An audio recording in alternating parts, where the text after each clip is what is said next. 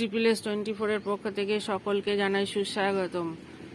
আজকে আমি দেখাবো আমার ছাদ বাগানের পেয়ারা গাছগুলি। যে বিদেশি ফলের সম্ভার আছে, তার মধ্যে কয়েকটি পেয়ারা গাছ আছে। সেই পেয়ারা গাছগুলি আমি দেখাবো।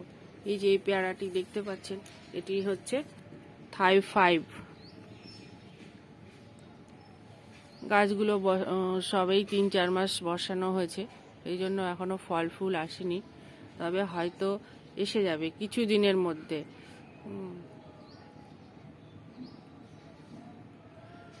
এখন শীতকাল, তাই জলটা একদিন পরে পরে দেওয়া হয়। টবের মাটি ওই একই রকম ভাবে ব্যবহার করা হয়, যেমন মাটি, ভার্মি কম্পোস্ট, বালি আর কোকোপিট সমান পরিমাণে মিশিয়ে গাছটি বসানো হয়েছে। এখন গাছটি বেশ সুন্দরভাবে বাড়ছে।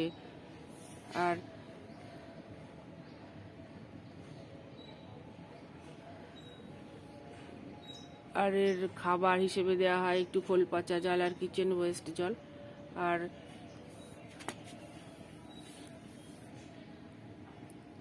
আর নিম অয়েলটা 15 দিন পর পর ব্যবহার করা হয়। আর ফল ফুল আনার জন্য যে মেডিসিন ইউজ করা হয়, সেটা আমি এর আগেও দেখিয়েছি। সেটা হচ্ছে এটা মিরাকলান। যে কোনো ওষুধের দোকানে আপনারা পেয়ে যাবেন বা অনলাইন পেয়ে যাবেন।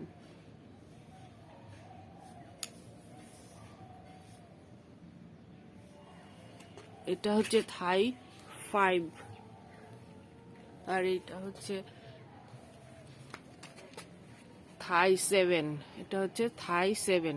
এটাও একটা পেয়ারা, এটা একটা পেয়ারা, বিদেশি পেয়ারা। এটা হচ্ছে thai7।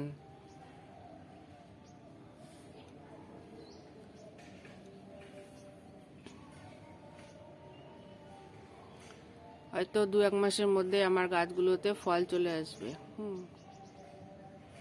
এছাড়া আছে চেরি পেয়ারা, সবেদা,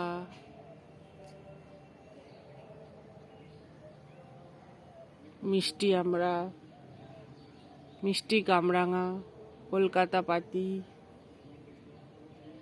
সুইট লেমন, লেবুর ভ্যারাইটি আমার কাছে অনেক রকমের আছে।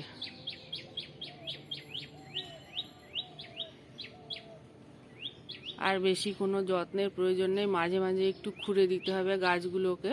আর ফাঙ্গিসাইড হিসেবে ওই সাপ পাউডারটা ব্যবহার করি।